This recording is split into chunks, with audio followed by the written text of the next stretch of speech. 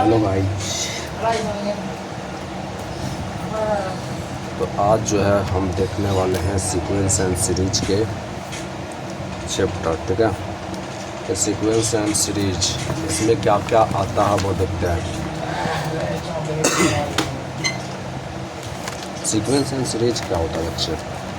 Sequence and series जो होता है ना, देखो सीक्वेंस सीक्वेंस एंड सीरीज, ठीक है। सीक्वेंस एंड सीरीज क्या क्या होती है? तो सीक्वेंस एंड सीरीज में जो है ना 3 चीज़ पढ़ना होता है, ठीक है। पहला क्या? Arithmetics progression, arithmetics MATIC, arithmetics progression पढ़ना, ठीक है।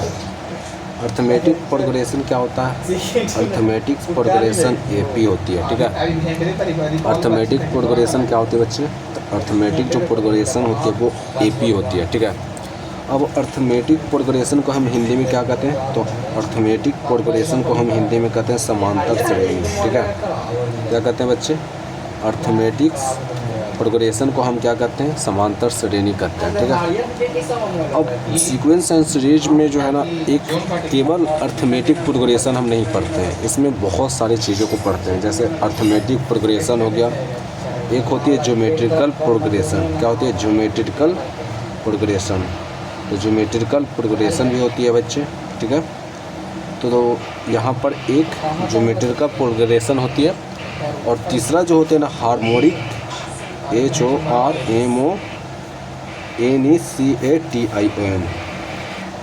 हार्मोनिक प्रोग्रेशन, ठीक है। प्रोग्रेशन, ठीक है। तो हमें क्या पढ़ना है? 3 चीज़ पढ़नी है। पहला अर्थमेटिक प्रोग्रेशन, दूसरा क्या? ज्योमेट्रिकली प्रोग्रेशन, और तीसरा ये क्या है? हार्मोनिक प्रोग्रेशन है। तो ये तीनों चीज़ को जो है ना अच्छे तरीके से हम पढ़ने वाले बच्चे, ठीक है।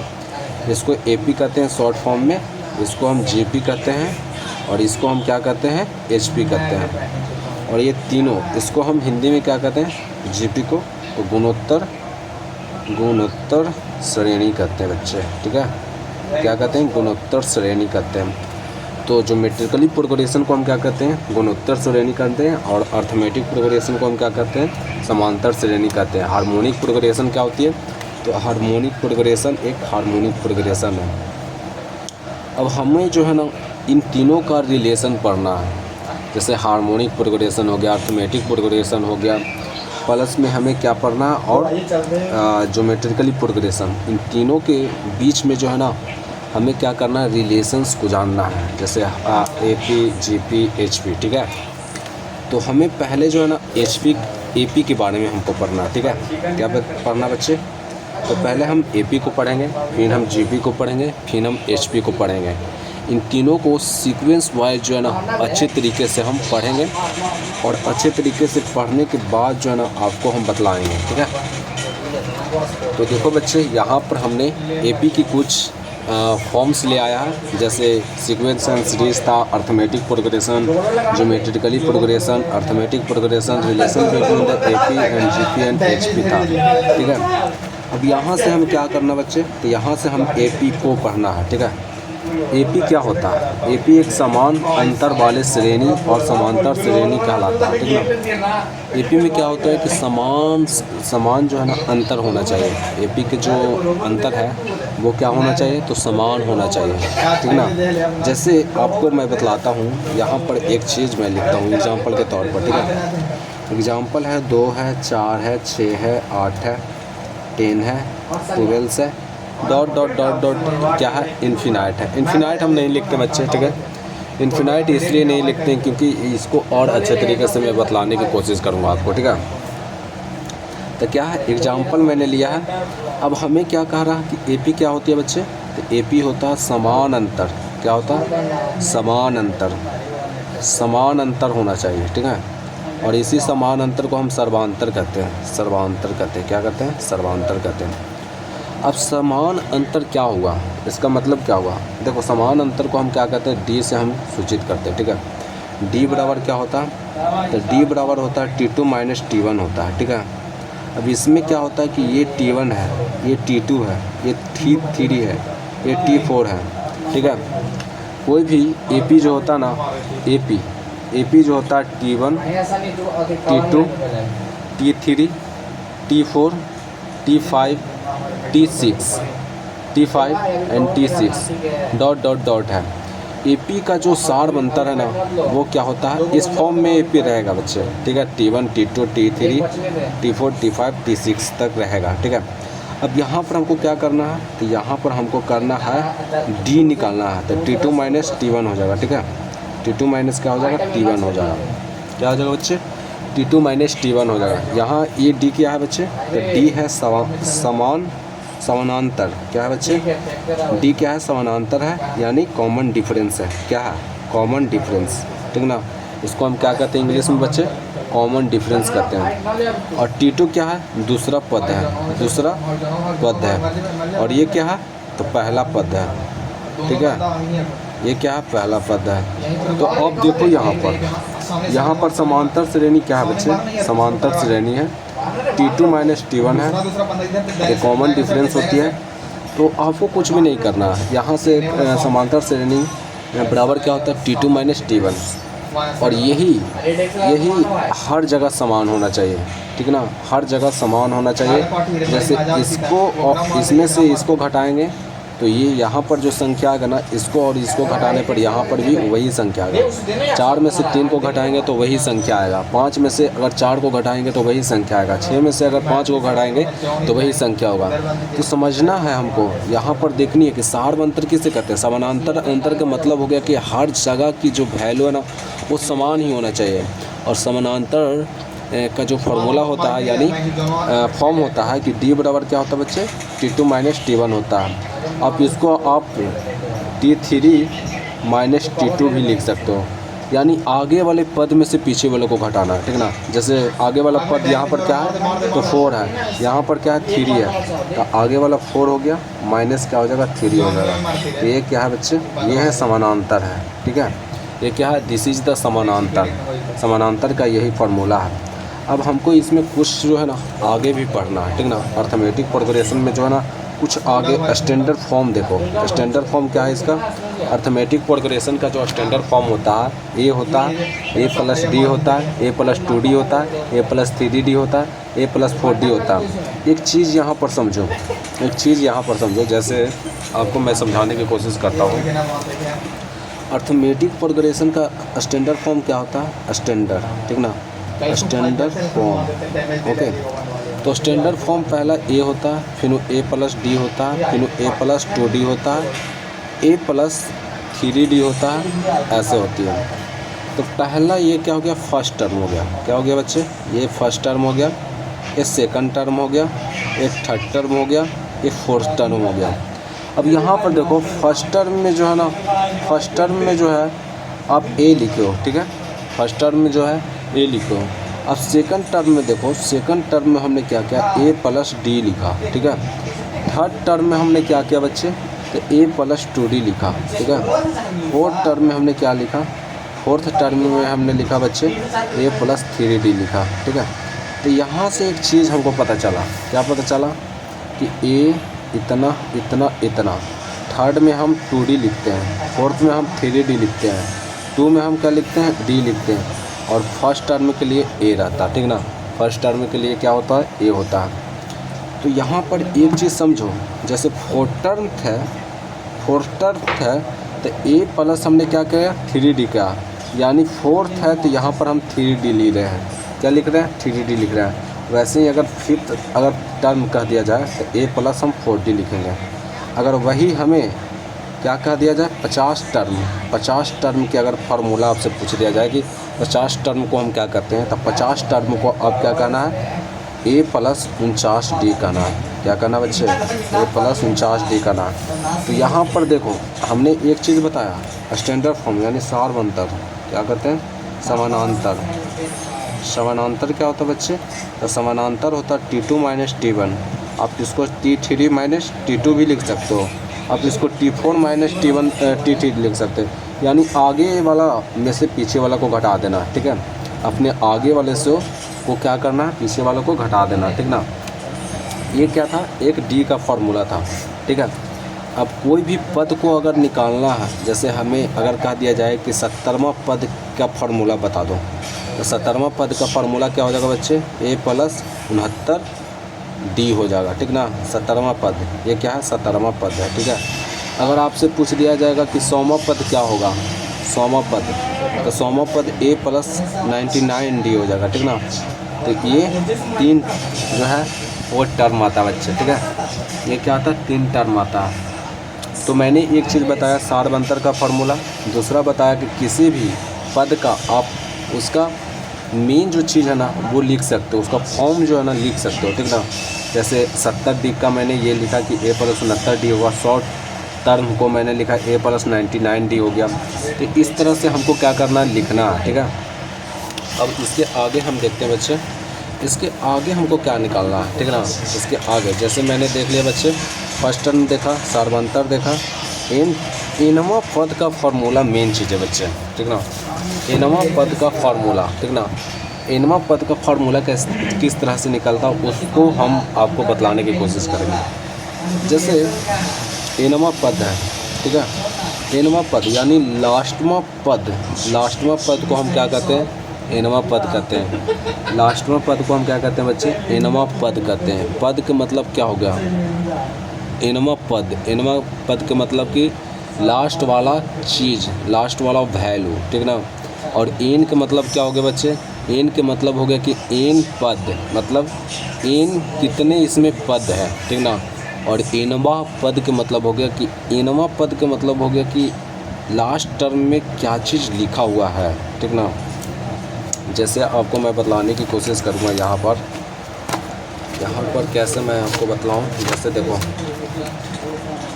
यहाँ पर 2 है, 4 है, 6 है, 8 है और यहाँ पर 10 है, ठीक है। तो ये जो है ना, ये क्या है, a है, ठीक है। a क्या है, फर्स्ट टर्म को हम a को हम 2 लिखेंगे, ठीक है। अब d हमें किससे निकलेगा, तो d निकलेगा 4 - 2 करेंगे तो हमें d निकल जाएगा। एनवां पद क्या होगा बच्चे, एनवां पद अगर पूछ दिया जाए ना कि एनवां पद इसमें कौन है, तो एनवां पद हमारा 10 है बच्चे, ठीक ना। और नंबर ऑफ पद कर दिया जाएगा ना, नंबर ऑफ पद कर दिया जाएगा ना कि इसमें नंबर कितना है, पदों की संख्या कितनी है। तो पदों की जो संख्या है ना आपको कितनी है, तो 1 है, 2 है, 3 है, 4 है, 5 है। तो नंबर की पद कितना है, पदों की संख्या 5 है, ठीक है। a कितना है, 2 है, d कितना है, 2 है, और यहाँ से पद की संख्या कितना है, तो 5 है, ठीक है। यहाँ से पद की संख्या कितना है, 5 है। तो चीज़ों को आप समझो और समझने के बाद जो है ना उसको आप दिमाग में रखो, ठीक है। इस तरह से आपको बनाया जाता है, ठीक है। अब हम चलते हैं, इसका एक फार्मूला निकालते हैं। कैसे निकालते हैं, इसका हम फार्मूला निकालेंगे बच्चे। एनवां पद का फार्मूला निकालेंगे, क्या करेंगे, एनवां पद का फार्मूला निकालेंगे। तो एनवां पद बराबर क्या होता है बच्चे, एनवां पद बराबर होता है a + n - 1 गुने के क्या होता है, d होता है। क्या होता है बच्चे, a + n - 1 गुने के d होता है। यहाँ पर a क्या बच्चे, तो इसमें पहला पद है, this is the first term. क्या है, फर्स्ट टर्म। ये क्या है, ये सारवंतर है यानी समानांतर यानी कॉमन डिफरेंस है, ठीक है। ये क्या है, कॉमन डिफरेंस है। तो ये क्या कॉमन डिफरेंस है। और n हमारा क्या बच्चे, तो n क्या है, a नंबर ऑफ टर्म है बच्चे, ठीक ना। n क्या है, लास्ट टर्म है, यानी लास्ट टर्म को हम क्या करते हैं बच्चे, हम लास्ट टर्म को हम कहते हैं कि नंबर ऑफ पद को हम n कहते हैं, ठीक है। नंबर ऑफ पद को n को हम कहते हैं नंबर ऑफ पद, ठीक ना, नंबर ऑफ टर्म्स, ठीक है। पद को हम टर्म कहते हैं। तो अगर आपसे एनवां पद पूछ दिया जाएगा कि आप लास्टवां पद बताओ, तो आप इसका फार्मूला ये चीज़ बताता है। अब इसी पर मैं एक चीज़ पूछता हूँ आपसे, जैसे एक एग्जांपल दिया, ठीक है, एग्जांपल दिया, 2 दिया, 4 दिया, 6 दिया, 8 दिया, 10 दिया, 12 दिया, यहाँ से ले लो 14, ठीक है। अब आपसे मैं 3 क्वेश्चन जो है ना आपसे पूछता हूँ। जैसे a बराबर आपको बताना है क्या होगा, d बराबर क्या हो जाएगा, और n बराबर क्या हो जाएगा, और एनवां पद बराबर क्या हो जाएगा, एनवां पद बराबर क्या हो जाएगा। पहले तो ये चीज़ बताओ, तो देखो ए बराबर हम क्या कहते हैं, ए को हम क्या कहते हैं, फर्स्ट टर्म कहते हैं। फर्स्ट टर्म यानी पहला पद, ठीक है, पहला पद को हम ए कहते हैं। तो ए बराबर 2 हो जाएगा। डी को हम क्या कहते हैं बच्चे, तो डी को हम कहते हैं T2 माइनस T1, ठीक है। T2 कितना बच्चे 4 है, T1 कितना 2 है, तो T2 माइनस T1 यानी 2 हो जाएगा यहाँ से, ठीक है। यहाँ से क्या हो जाएगा 2 हो जाएगा, यानी 4 माइनस 2 करेंगे तो T2 हमारा निकल जाएगा, ठीक है। अब यहाँ पर n क्या हो जाएगा बच्चे, और nवां पद क्या हो जाएगा। n और nवां पद में बहुत लोग जो है ना कंफ्यूज हो जाते हैं। n कैसे होता है, nवां पद कैसे होता है। तो n को हम क्या कहते हैं, नंबर ऑफ टर्म्स। n क्या बच्चे, नंबर ऑफ टर्म, यानी पदों की संख्या कितनी है। और nवां पद क्या है, nवां लास्ट टर्म, nवां पद को हम क्या कहते हैं बच्चे, लास्ट टर्म कहते हैं। लास्ट टर्म, nवां पद को हम क्या कहते हैं, लास्ट टर्म। और ये क्या है, n क्या है, नंबर ऑफ पद है। तो नंबर ऑफ पद यानी लास्ट टर्म। तो यहाँ से नंबर ऑफ n क्या है बच्चे, तो हम n गिनेंगे 1 2 3 4 5 6 7, यानी नंबर ऑफ टर्म कितना है, 7 है। तो n बराबर कितना हो गया, 7 हो गया। अब हमसे nवां पद पूछ दिया गया है, nवां पद पूछा गया है। तो n में यानी लास्ट टर्म में कौन वैल्यू है, तो लास्ट टर्म में बच्चे 14 है। तो हम क्या करेंगे, 14 लिखेंगे। तो इस तरह से हमको बनाया जाता है, ठीक है।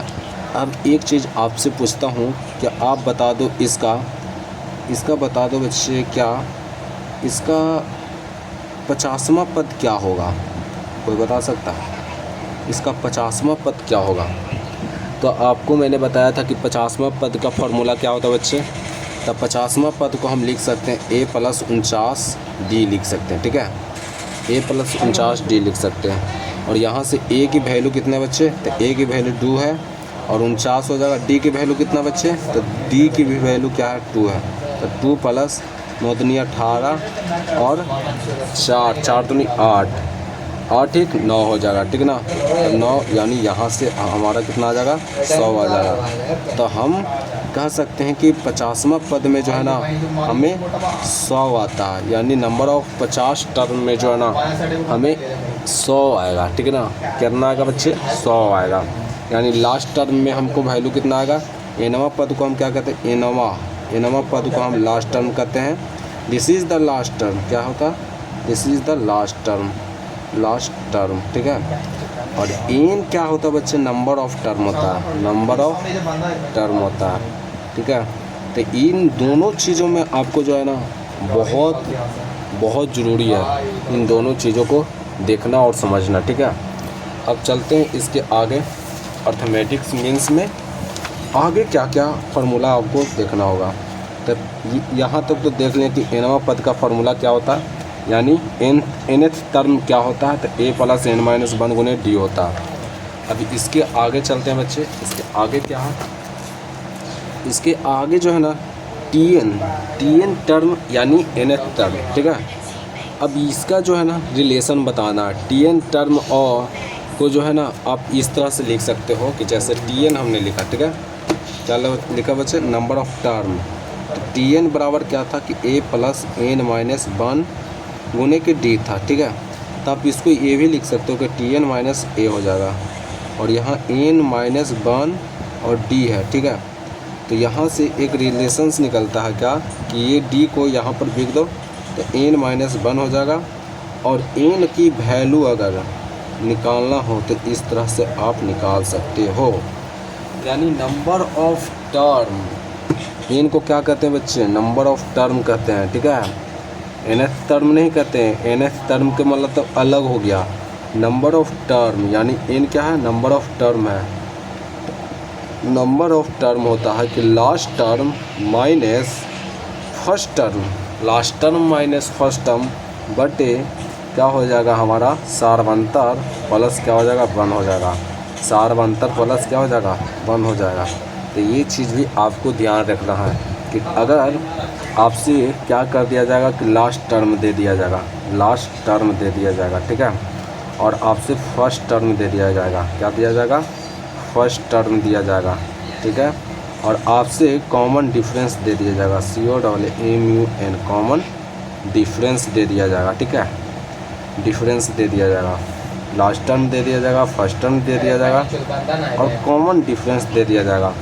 ये तीन चीज़ को अगर आपको दे दिया जाएगा ना, तो आपसे नंबर ऑफ टर्म पूछ दिया जाएगा ना, तो आप इसका फार्मूला लगा देना बच्चे कि लास्ट टर्म दिया गया, फर्स्ट टर्म दिया गया, कॉमन डिफरेंस दिया गया और यहाँ से n पूछ दिया जाएगा, तो n बराबर फार्मूला क्या हो जाएगा कि Tn माइनस ए बटे डी प्लस 1 हो जाता है। क्या हो जाता है? प्लस डी, यानी 1 हो जाता है। अब यहाँ जो है आपने समझ गया कैसे क्या होता है। अब इसके आगे भी जो है ना हमको समझना है। ये तो आपने देखा, इसको तो आपने समझ गया, ठीक है। एन क्या हो गया? एन क्या हो गया बच्चे? एन बराबर क्या हो गया? लास्ट टर्म, ठीक है, last term minus first term, ठीक है, बटे कॉमन डिफरेंस डी प्लस 1, ठीक है। ये क्या हो गया? एन की वैल्यू हो गया।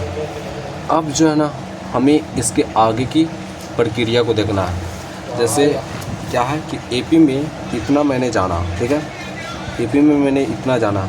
अब इसके आगे देखना है। इसके आगे क्या है कि इन पदों का योगफल कैसे हम निकाल सकते हैं। जैसे अगर आपको इस एग्जांपल में देखो, जैसे ये है तो इन पूरों को अगर जोड़ना है और इन पूरे को जोड़कर बताना कि कितना होगा, तो कैसे निकाल सकते हो। जैसे आपको नहीं दिखाई दिया होगा, ये पूरा है, ठीक है, ये पूरा है और इसमें हमसे पूछ दिया जाएगा कि आप पूरे जोड़कर बताओ कितना होगा। तो आप जोड़ते रहोगे, 2 4 6 ऐसे करके जोड़ोगे नहीं ना। तो इसके लिए भी एक फार्मूला है भाई, इसके लिए भी क्या है? एक फार्मूला है। इसके लिए कैसे फार्मूला है? जैसे देखो कि एक क्या है, एग्जांपल मैं लेता हूँ फिर से। 2 है, 4 है, 6 है, 8 है, 10 है, ठीक है, और यहाँ पर 12 है और यहाँ पर 14 है, ठीक है, और ए बराबर 2 है बच्चे। डी बराबर क्या हमारा? यहाँ पर 4 है। nth टर्म अगर पूछ दिया जाएगा, टर्म की वैल्यू 1 2 3 4 5 6 7, नंबर ऑफ टर्म की वैल्यू 7 है। nवां पद कितना बच्चे? तो nवां पद 14 है, ठीक ना। नवां पद क्या है बच्चे? तो 14 है, ठीक ना। अब आपसे पूछ दिया जाएगा कि इन पूरे की वैल्यू बताओ, इनको समेसन यानी जोड़कर जो है इन पूरे पद को जोड़कर कितना आएगा, ये पूछ दिया जाएगा। तो इसके लिए हमें क्या करना पड़ेगा बच्चे? इसके लिए एक फार्मूला देखना पड़ेगा। इसके लिए फार्मूला क्या होता है कि एस एन बराबर एन बटे 2a प्लस एन माइनस 1 गुने डी।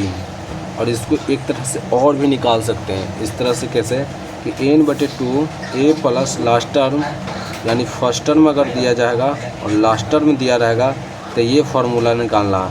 अगर लास्ट टर्म आपको नहीं दिया रहेगा तो आपको इस तरह से निकालना है, ठीक ना। तो आपको फर्स्ट टर्म और लास्ट टर्म दोनों दिया रहेगा तो इस फार्मूला को लगाना है। अगर नहीं दिया रहेगा तो आप इस तरीके को निकालना है। जैसे जब लास्ट टर्म नहीं दिया रहेगा तो इस फार्मूले को निकालना है, अगर लास्ट टर्म दिया रहेगा तो ये फार्मूला निकालना है। तो एस एन की हमें फार्मूला 2 को निकल के आया है। एस एन बराबर क्या होगा कि एन बटे 2a प्लस एन माइनस 1 गुने के डी, ठीक है। और एक और फार्मूला हमसे निकल के आया कि ए प्लस क्या हो गया? लास्ट टर्म, ठीक है। तो ये फार्मूला कब निकाला जाता है कि फर्स्ट टर्म यानी पहला पद और लास्ट टर्म दिया रहेगा, ठीक है, लास्ट टर्म, ठीक है, इन तीनों दिया रहेगा ना तो हम इसका उपयोग करेंगे। और इसमें क्या रहेगा कि लास्ट टर्म नहीं दिया रहेगा बच्चे, फर्स्ट टर्म तो है इसमें पर लास्ट टर्म नहीं दिया रहेगा तो हम क्या करेंगे? यही फार्मूला लगाएंगे, ठीक ना, यही फार्मूला लगाएंगे, ठीक है। तो इस चीज़ को भी आपको समझना होगा कि अगर लास्ट टर्म नहीं दिया रहेगा तो 2a प्लस एन माइनस 1 गुने डी लगाएंगे, और अगर लास्ट टर्म दिया रहेगा बच्चे तो हम इस टर्म को हम लगाएंगे कि एन बटे 2a प्लस लास्ट टर्म हो गया, ठीक है। अभी इसको समझ गए, अभी इसके आगे हम चलते हैं, ठीक है। इसके आगे हमको क्या है बच्चे कि T N in term of S N, मतलब टी एन जो है, टी एन क्या होता है बच्चे? टी एन जो है नंबर ऑफ पद है, ठीक है, नंबर ऑफ एनवा पद है, क्या है बच्चे? टर्म्स, यानी nth टर्म है। तो nth term in term of the S N, अगर आपको दिया रहेगा कि nth और लास्ट टर्म दिया रहेगा ना तो कैसे निकालना है, ठीक ना। तो nth यानी Tn को हम क्या कहते हैं, लास्ट टर्म कहते हैं, ठीक है। Tn को हम क्या कहते हैं, लास्ट टर्म कहते हैं। तो लास्ट टर्म में फार्मूला क्या आ जाएगा कि Sn माइनस 1 हो जाएगा, ये फार्मूला हो जाएगा, ठीक ना। क्या रहा क्या बच्चे, एक चीज़ समझो, यहाँ पर एक चीज़ समझना है कि Tn जो है ना इन टर्म ऑफ क्या है, Sn है। तो यहाँ पर Tn का जो फार्मूला हो जाता है Sn माइनस 1, क्या होता है, Sn माइनस 1, तो Sn माइनस 1 हो जाएगा। तो ये Tn in term of Sn का फार्मूला होता है, ठीक है। Tn in term of Sn का फार्मूला क्या होता है कि Tn जो होता है वो Sn माइनस n/1 होता है, ठीक है। अब ये भी समझ गए होगा आप लोग, ठीक है, कि Tn in term of Sn, ठीक है। अब चलते हैं बच्चे इसके आगे। इसके आगे क्या है कि जब 3 संख्या AP में हो, क्या बच्चे, जब 3 संख्या क्या हो कि AP में हो तो कैसे हमको निकालना है। जब 3 संख्या AP में हो तो AP में 3 संख्या क्या हो सकता है, A हो सकता है, B हो सकता है, C हो सकता है। इन क्या है बच्चे, इन AP है, ठीक है। क्या बच्चे, इन AP है, ठीक है। 3 को टर्म है जो क्या है बच्चे, AP में है। तो 3 टर्म क्या हमें AP में दिया गया है, तो इसको एक फार्मूला निकलता है कि अगर कोई भी AP अगर 3 टर्म दिया रहेगा, AP का 3 टर्म जैसे A है, B है, C है, तो ऐसे में हमको कौन सा चीज़ को लगाना है। तो B, इसका जो फार्मूला होता है कि B माइनस A बराबर C माइनस B होता है। क्या होता है, C माइनस B, यानी B माइनस A, ठीक है, C माइनस B। यानी आपको देखो कि पहला यानी दूसरा टर्म में से हम पहला टर्म को घटाएं, और ये क्या है तो तीसरा माइनस B को, और इसको हम क्या कर सकते हैं बच्चे, इसको भी हम D कह सकते हैं, और इसको भी हम क्या कर सकते हैं, D ही कह सकते हैं। यानी ये बराबर ये क्यों है, क्योंकि इसका वैल्यू और इसका वैल्यू क्या आएगा बच्चे, सेम ही आएगा, ठीक ना, सेम ही आएगा।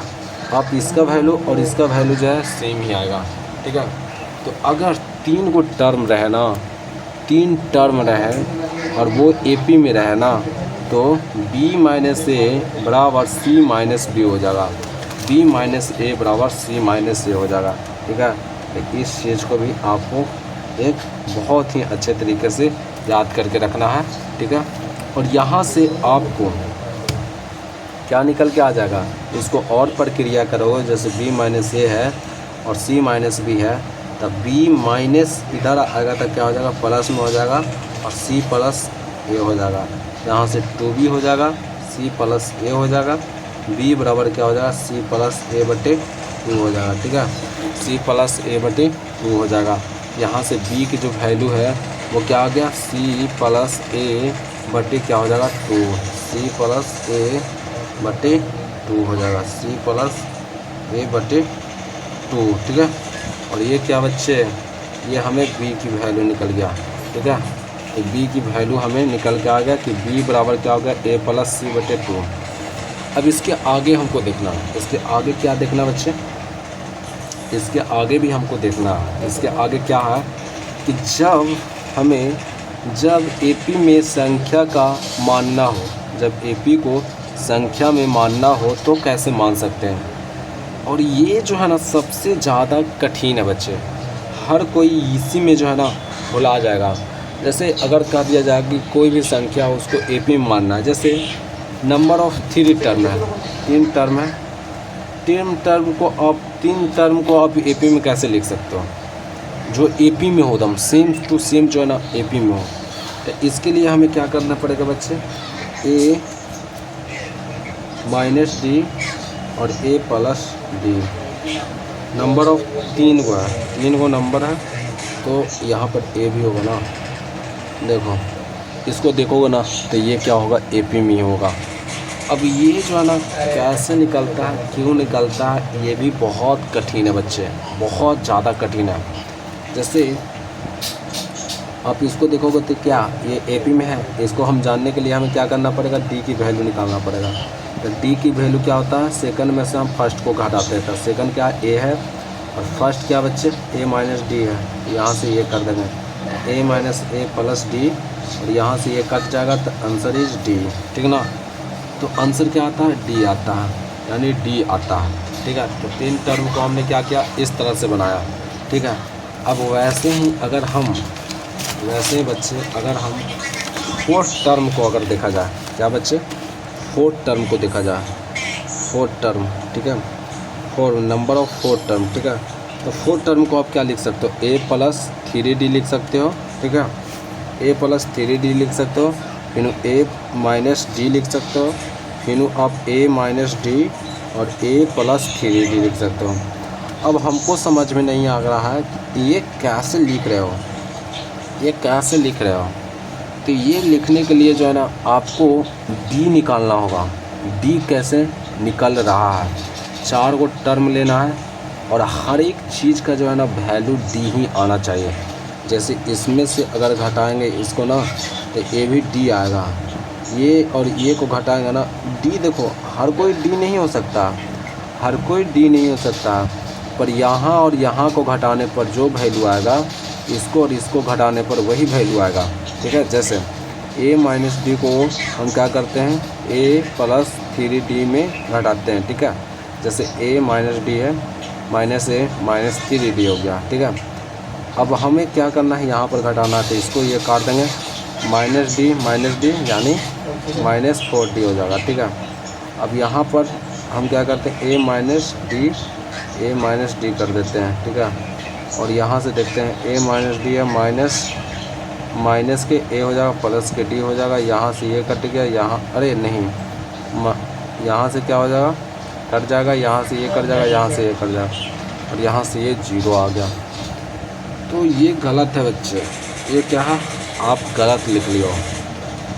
एपी में बनाने के लिए क्या होना चाहिए कि हर जगह जो है कॉमन डिफरेंस सेम ही आना चाहिए। अगर कॉमन डिफरेंस सेम नहीं आ रहा है तो वो जो है वो एक गलत है, क्या है बच्चे, वो एक गलत है। और यहाँ पर एक चीज़ आपने देखा कि ये जो है एक गलत है, ये क्या बच्चे, एक गलत है। जब गलत है तो कैसे आप इसको बना सकते हो, इसको आप कैसे बना सकते हो। इस चीज़ को समझने के लिए जो है ना बहुत कठिन है भाई, ये बहुत कठिन है। और इसमें जो है ना दिमाग एक लगता कि नहीं, ये इसमें जो है ना एक दिमाग लग रहा है। इसको मैं आपको जो है ना एक अच्छे तरीके से जो है बतलाने की कोशिश करूँगा। आपको अभी ये समझ में नहीं आएगा क्योंकि मैंने इस चीज़ को देखा है, इस चीज़ को समझा है, तो आपको भी समझ में नहीं आएगा, पर मैं आपको समझाऊंगा एक वक्त आने पर, ठीक है। तो आपको इस चीज़ को मैं कल जो है ना एक अच्छे तरीके से डिटेली में बता सकता हूँ कल, ठीक है। तो एपी का पोर्शन मैंने आज ख़त्म कर दिया बच्चे। एपी का पोर्शन हम पूरे तरीके से जो है ना जितने भी एपी में क्वेश्चन जो है ना मतलब फार्मूला खोजता है वो जो मैं आपको बता दिया। अब हमें जो है ना ज्योमेट्रिकली पढ़ना है, क्या बताना है बच्चे, ज्योमेट्रिकली प्रोग्रेशंस क्या होता है बच्चे, उसको हम देखेंगे। एपी को मैंने ख़त्म कर दिया, अर्थमेटिक प्रोग्रेशन।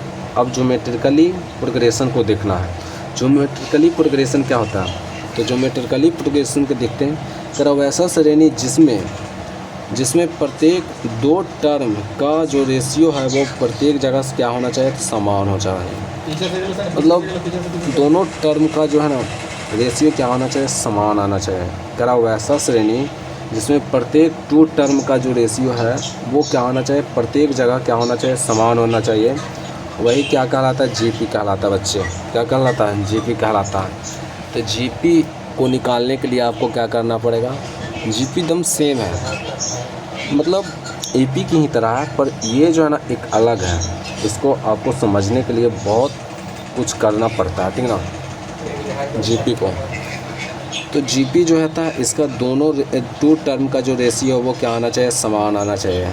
अब हम आपको दिखलाने की कोशिश करेंगे कैसे आती है। जैसे एग्जाम्पल के एक तौर पर मैं लेता हूँ, एग्ज़ाम्पल के तौर पर मैं लेता हूँ कैसे, एग्ज़ाम्पल है, ठीक है, मेरा एक एग्ज़ाम्पल है 2 है, 4 है, 8 है, 16 है, 32 है, 64 है, ठीक है।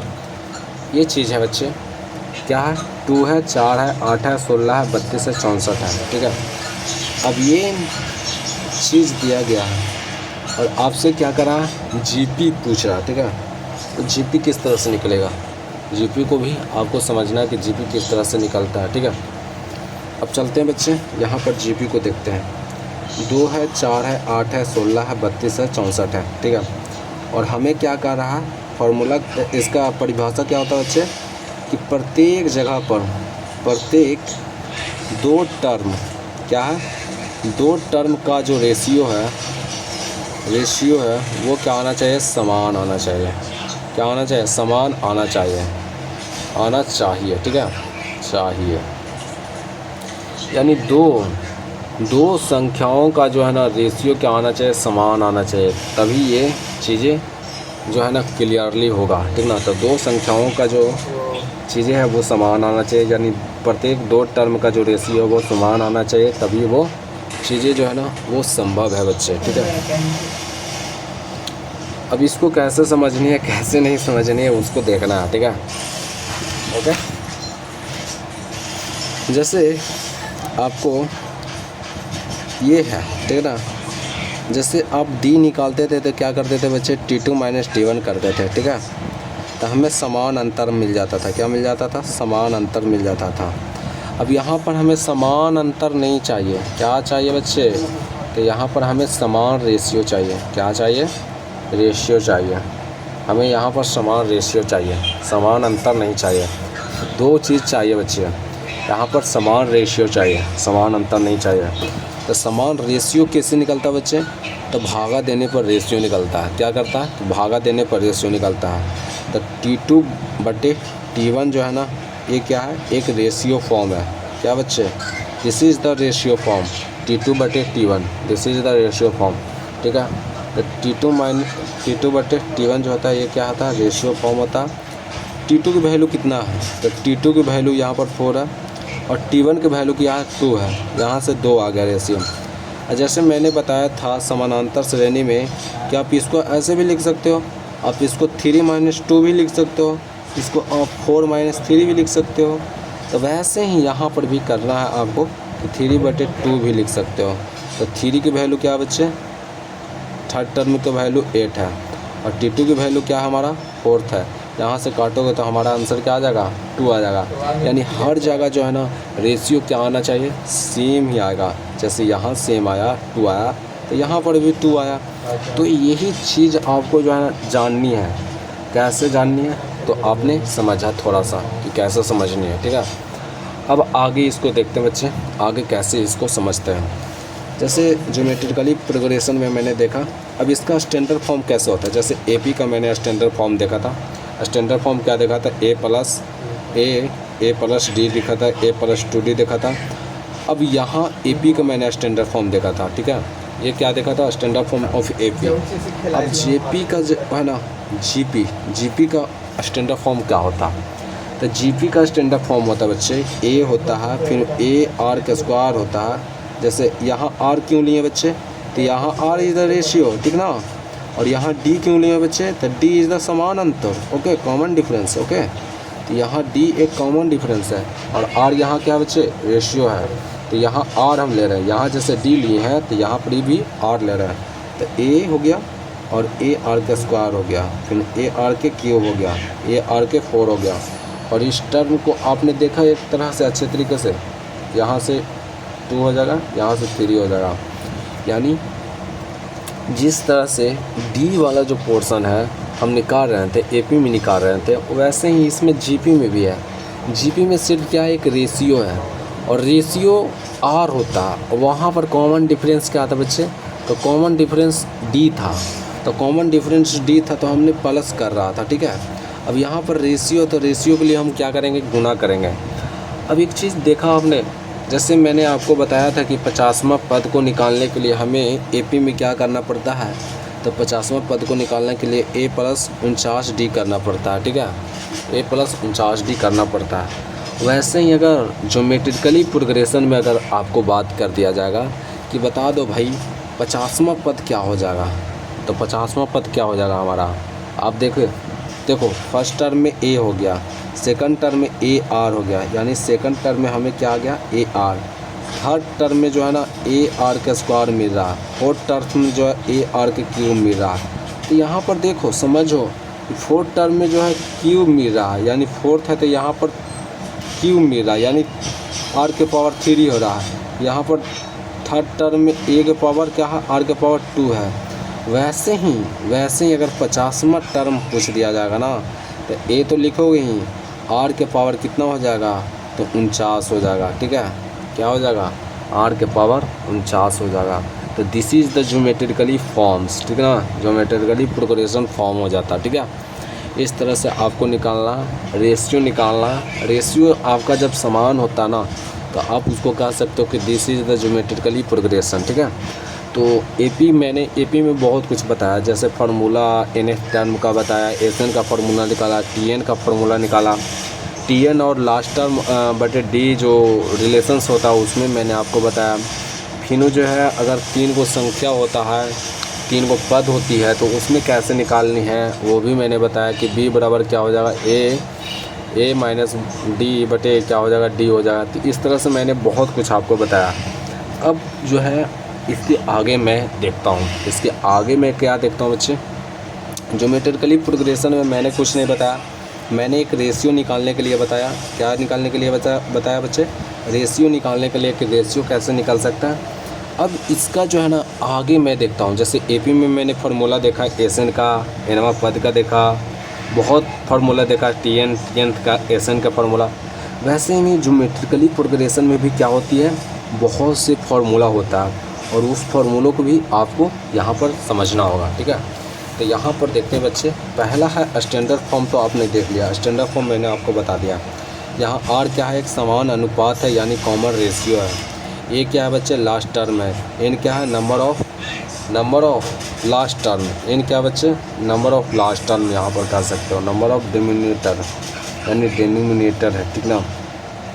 स्टैंडर्ड फॉर्म ये होता, फर्स्ट टर्म ए होता, आर कॉमन डिफरेंस, और जो मैंने बताया कि T2/T1, T3 को आप T2/2 लिख सकते हो, T4/T3 लिख सकते हो, आर को मतलब इस तरह से लिख सकते हो। अब इसमें देखो बच्चे, जैसे मैंने आपको बताया था कि एनएथ मतलब एपी में मैंने बताया था क्या कि एनवा पद का फार्मूला क्या होता था बच्चे एपी में, तो एपी में होता था a + n - 1 गुने के डी होता था। क्या था, एनवा पद का फार्मूला था एपी में। अब वहीं अगर जीपी में आपसे कह दिया जाएगा ना कि जीपी में एनवा पद का फार्मूला बताओ, एनवा पद का फार्मूला बताओ, तो कैसे निकलेगा। तो एनवा पद का फार्मूला निकालने के लिए जो है ना आपको कैसे निकालना होगा, तो एनवा पद का फार्मूला निकालने के लिए यहाँ पर जीपी में बताया गया है। जीपी में बताया गया है कि ए गुने आर के पावर n-1, ए गुने आर के पावर n-1 यानी आर के पावर n-1, ए गुने आर के पावर n-1 क्या है, तो ये टीएन का फार्मूला है यानी एनएस टर्म का फार्मूला है, ठीक है। क्या बच्चे, एनएस टर्म का फार्मूला है और इस चीज़ को भी आपको समझना होगा, ठीक है, क्या बच्चे समझना होगा। तो एनएस टर्म को आपने जान गया, जैसे एपी मैंने आपको बताया था, एपी में समझाया एनएस टर्म। अब जीपी का फार्मूला क्या होता है बच्चे एनएस टर्म का, कि ए गुने आर n-1, ठीक है ना। वहाँ पर आपने देखा था, वहाँ पर था क्या, a + n-1 गुने के डी था, ठीक ना। यहाँ क्या n-1 ऊपर में चल गया, ठीक ना, ऊपर यानी पावर में चल गया, और यहाँ पर ये क्या हो गया, गुना हो गया। तो एनवा पद का फार्मूला क्या होता है कि a + r n-1। अब हम जीपी देते हैं, जीपी क्वेश्चन देते हैं, एग्जाम्पल मैं देता हूँ, जैसे 2 है, 4 है, 8 है, ठीक है, 16 है, 32 है, ठीक है। अब इसका हमें क्या करना है, एनवा पद निकालना है, एनवा पद निकालना है, एनवा पद निकालना बच्चे, एनवा पद निकालना है। 32वां पद में क्या होगा, यानी 32वां में हमें क्या होगा, तो 32वां में हमें क्या होगा, तो 32 हो जाएगा, जीपी में 32 हो जाएगा, ठीक है। ए गुने आर माइनस 1 गुने डी, 1 2 3 4 5 है, क्या है बच्चे, 1 2 3 4 5 है, हमें नंबर ऑफ टर्म्स निकालना है, तो ए हो जाएगा, ए क्या हो जाएगा 2 हो जाएगा, आर की वैल्यू क्या होगा, कॉमन रेशियो 2 हो जाएगा, n माइनस 1 यहाँ से, और यहाँ क्या है बच्चे, यहाँ पर है 32, ठीक है। 32 को आप लिख सकते हो 2 के पावर 4, 2 के पावर 5 लिख सकते हो 32 को, और यहाँ पर 2 इंटू 2n माइनस 1 हो गया, ठीक है, ओके, समझ में आ रहा।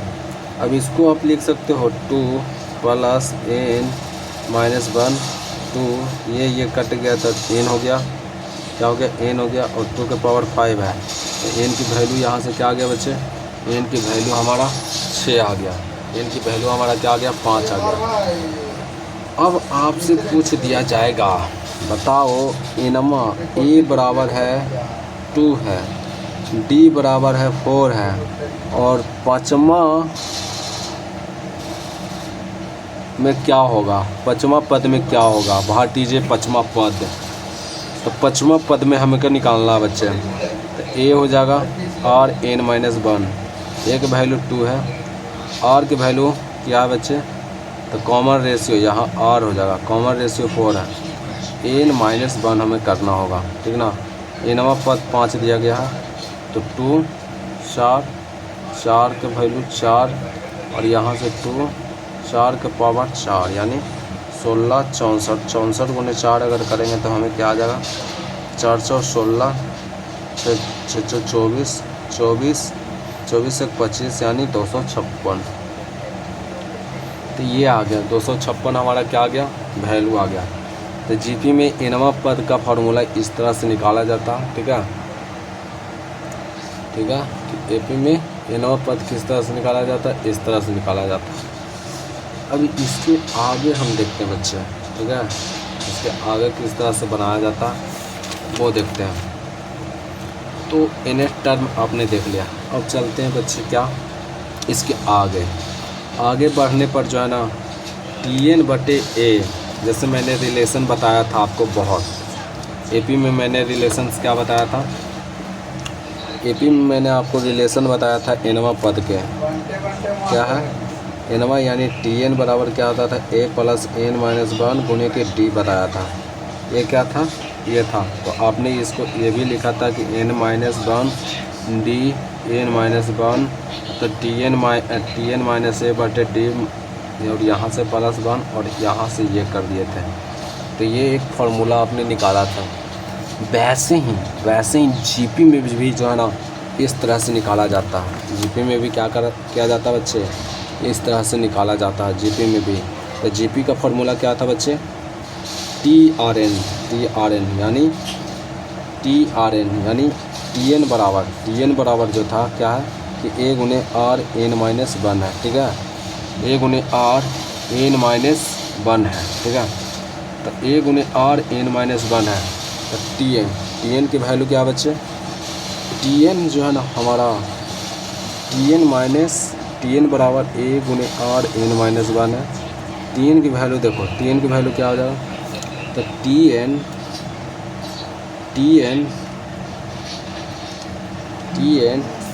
बटे A R n माइनस 1, ठीक है, R n माइनस 1, और यहाँ से एक क्या हो गया, हमें एक रिलेशन निकल के आया, क्या आया बच्चे, रिलेशन निकल के आया, ठीक ना। तो एक रिलेशंस निकल के आया TN टर्म में जो है ना रिलेशन निकल के आया जीपी वाला फॉर्म में, ठीक है। तो जीपी वाला फॉर्म में जो है इस तरह से फार्मूला निकलता है बच्चे, और इसके आगे जो है आपको मैं बतलाऊँगा, इसके आगे भी मैं आपको बहुत कुछ बतलाने वाला हूँ, ओके। इसके आगे में भी आपको बतलाने वाला हूँ कि कैसे क्या होती है, जैसे नंबर ऑफ क्या हो गया इन्फिनाइट, थोड़ा सा आते हैं बच्चे। तो यहाँ पर हमने क्या देख रहा था बच्चे, यहाँ पर सम ऑफ इन्फिनाइट टर्म्स, जैसे हमने देखा था जीपी में। जीपी में क्या देखा था बच्चे? जीपी में मैंने देखा था जीपी नहीं एपी। एपी में मैंने देखा था कि कोई भी संख्या को अगर सम करनी है, सम ऑफ नंबर, ठीक ना, सम ऑफ टर्म, क्या बच्चे? सम ऑफ टर्म वहाँ पर कर रहे थे एपी में। तो हमें यहाँ पर फार्मूला क्या निकला था कि एन बराबर n/2 ये plus n minus 1 minus D गुने ये होता था। अब एन की वैल्यू क्या होता है कि n/2, यहाँ से a प्लस लास्ट टर्म भी आप निकाल सकते हो। ये क्या है? ये था एपी का फार्मूला, हमें सम करने पर आता था, ठीक है। अब हम जीपी में जो है ना, हम क्या करते हैं कि सम ऑफ इन्फिनाइट टर्म, क्या करते हैं बच्चे? सम ऑफ इन्फिनाइट टर्म। तो हम जब सम ऑफ इन्फिनाइट टर्म का बात करते हैं यहाँ पर, तो इसका जो फार्मूला होता है कि एस इन्फिनाइट बराबर a/1 माइनस आर होता है। क्या होता है बच्चे? a/1 माइनस आर होता है इसका फार्मूला, ठीक है। और इसके आगे चलते हैं, इसके आगे क्या होता है वो भी देखते हैं। तो मैंने देखा, थोड़ा सा समझो इसका, इस चीज़ को समझो। जैसे एपी में क्या होता था कि ये होता था, ठीक है, कि a/a प्लस लास्ट टर्म, ठीक है। पर इन्फिनाइट में क्या है कि फर्स्ट टर्म, क्या है? फर्स्ट टर्म है, this is the first term, ठीक है। और 1 माइनस आर यानी कॉमन रेशियो, ठीक ना। तो कॉमन रेशियो में से हम क्या करते हैं? 1 को घटाते हैं, ठीक है।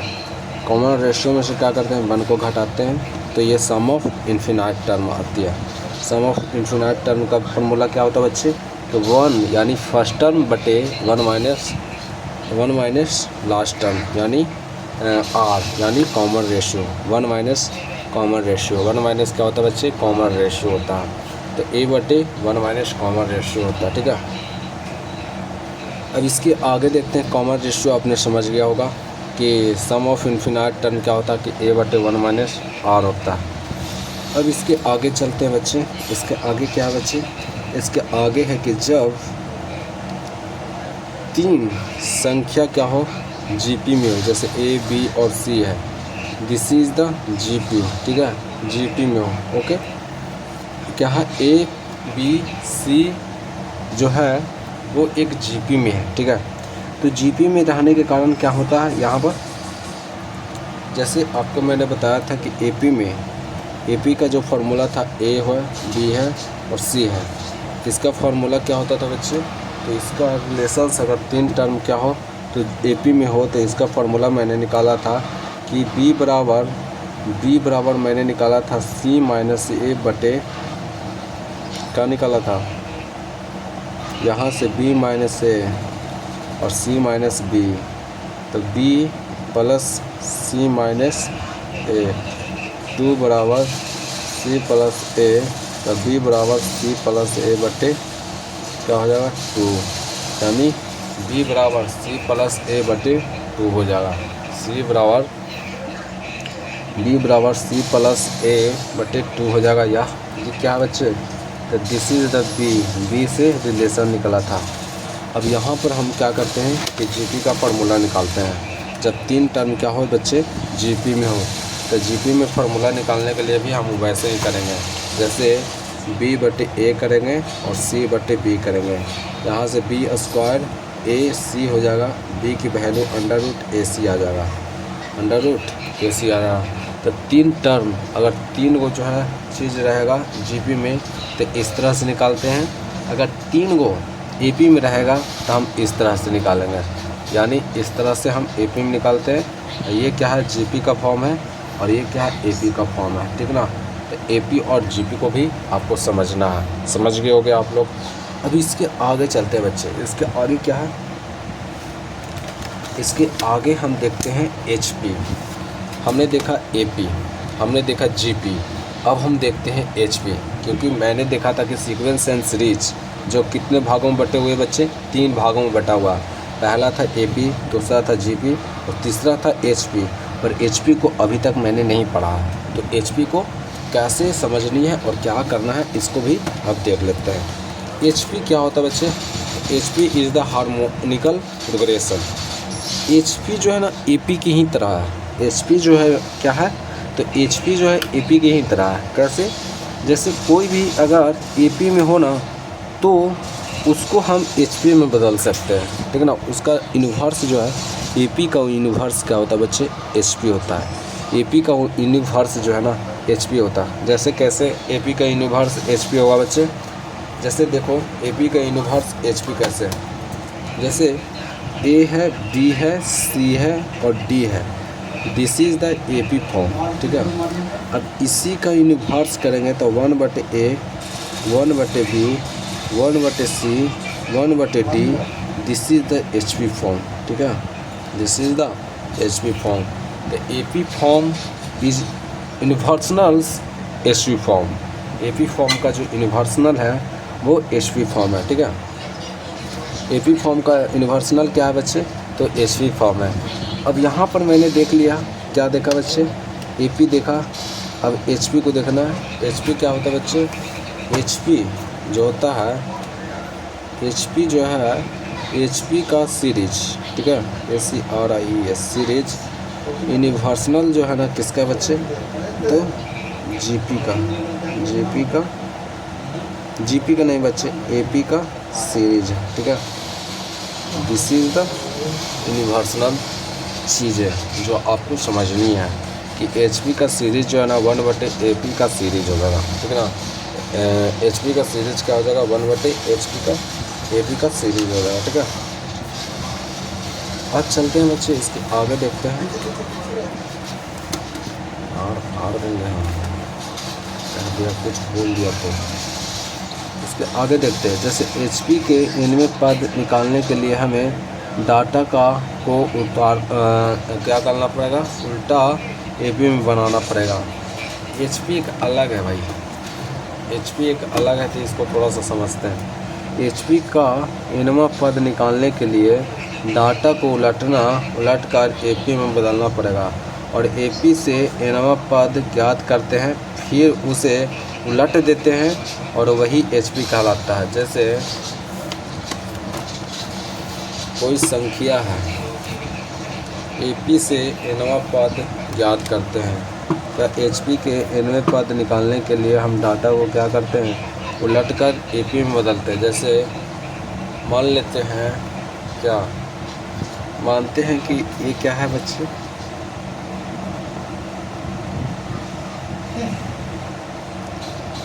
ये है AP में, ये क्या है? AP में है, ठीक है। ये क्या बच्चे? HP में है, ठीक है। अब इसको हम AP में बदलते हैं क्योंकि इसका इन्वर्सनल क्या होता है? AP होता है। तो 1/P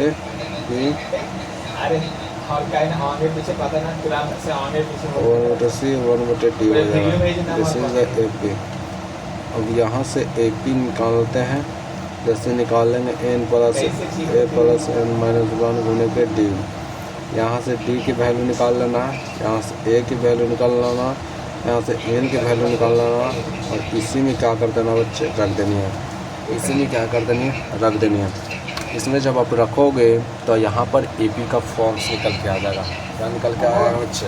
तो यहाँ से AP का फॉर्म निकल के आ जाएगा। तो AP क्या है? AP ये है, ठीक है। और GP भी क्या है? इसी तरीके से आपको GP तो अलग है भाई, उसका रेशियो निकालना है। उसको क्या करना है कि कॉमन रेशियो निकालना था, ठीक है ना। उसको क्या करना है कि कॉमन रेशियो निकालना था। और HP क्या होता है बच्चे? HP AP का ही क्या है? इन्वर्सनल है, ठीक है ना।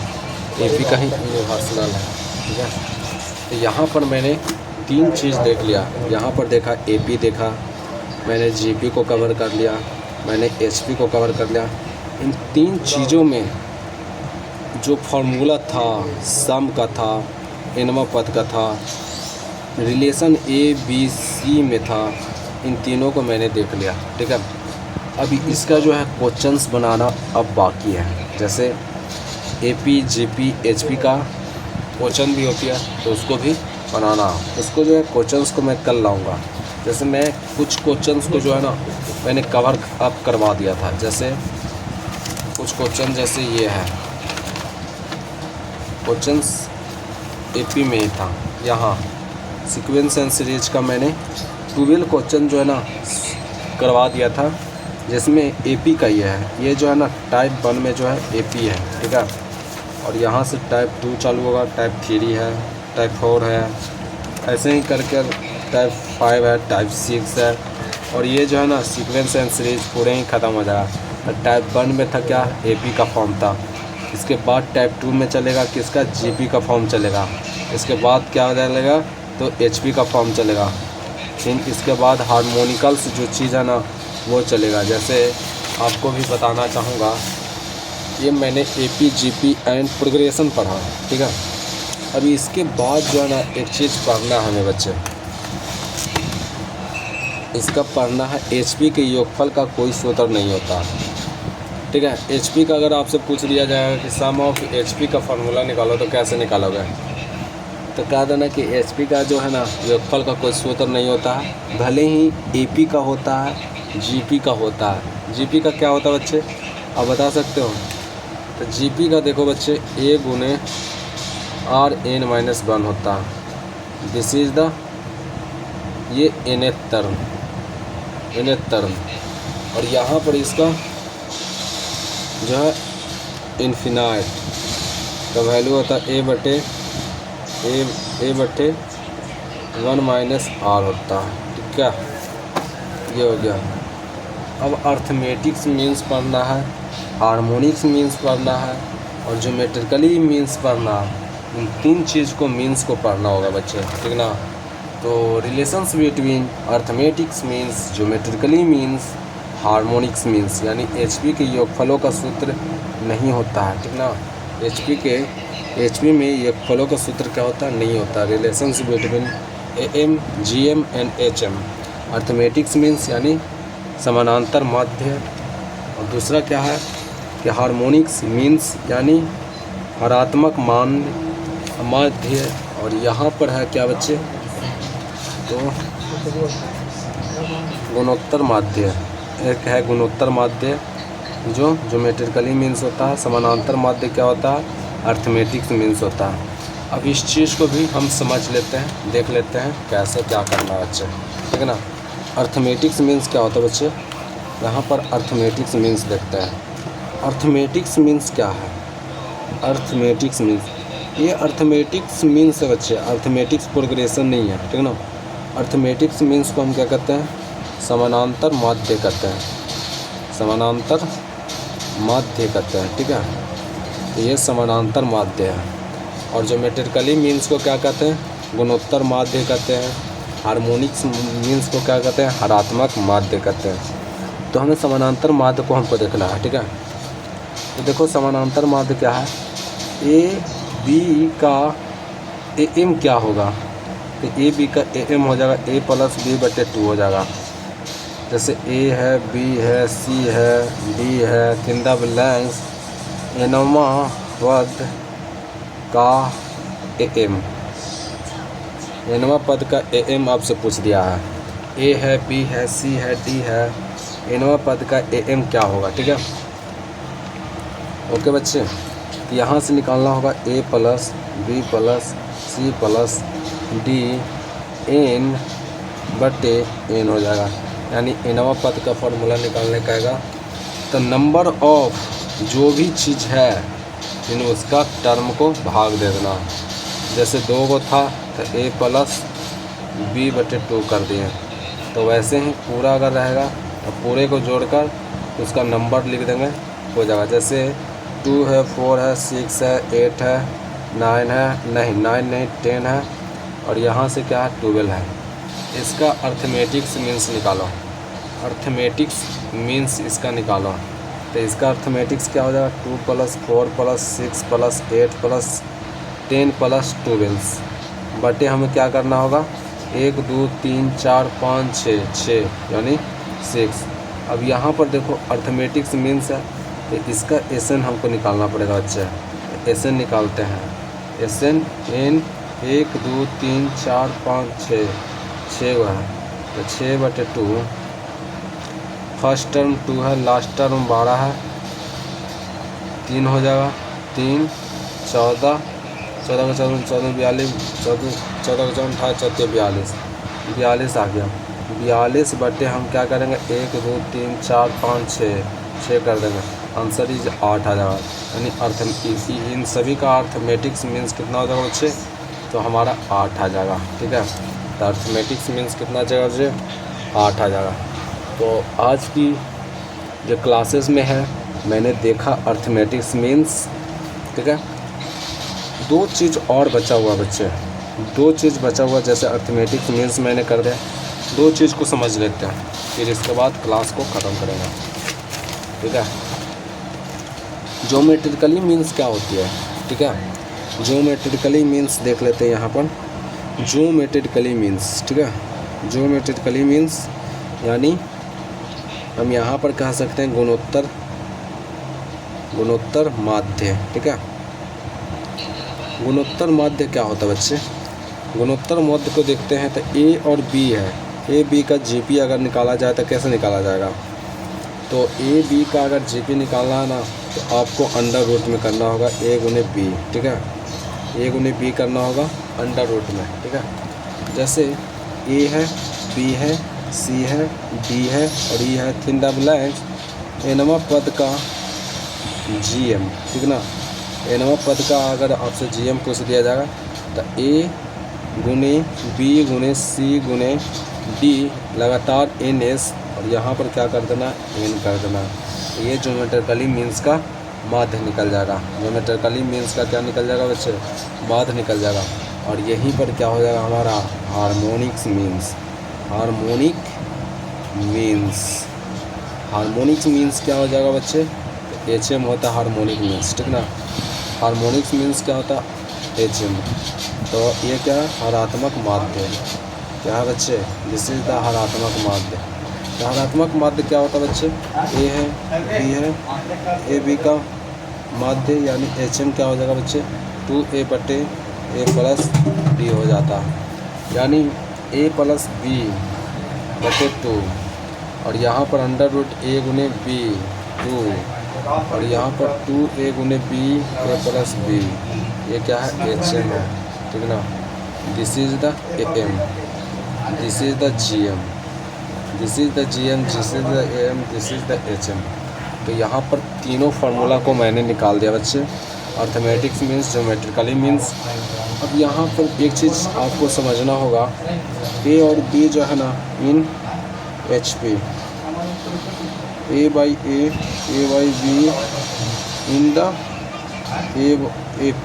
ठीक ना, AP है। ठीक है, तो AM जो है ना क्या हो जाएगा A बटे B 1/2। यहाँ से हमें क्या आ जाएगा A प्लस B बटे A गुने B बटे 2। यहाँ पर A प्लस B बटे 2AB हो जाएगा। तो ये आपका कैसे निकला इस चीज़ से निकला।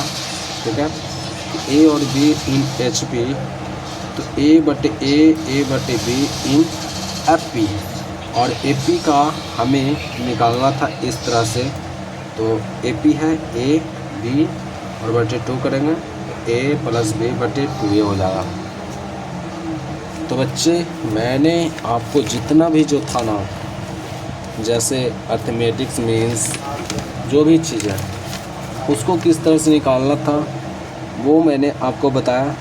अब इसी को है ना nth टर्म को जो है हार्मोनिक मीन्स में A1 बटे B, A1 बटे B, A1 बटे C, A1 बटे D nth टर्म तक n कर देना है और इस तरह से निकालना है relation between the AM, GM और HM। यहाँ से ये चीज़ हो गया GM स्क्वायर बराबर क्या हो गया AM गुने HM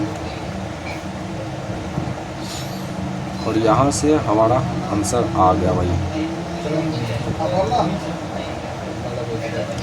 AM जो है GM से बड़ा होता है, और GM जो है ना HM से बड़ा होता है, और HM जो होता है ना वो GM जो है HM से बड़ा होता है। AM, GM और HM जब A और B जो है अलग अलग रहे, ठीक है। तो कहीं नहीं रहे ना सुतू तो ना आया, एक तो हमको देख रहे बाज रहा साला, जब पहाड़ रहे और सुताई जो खेल रहे और ना सुतेंगी।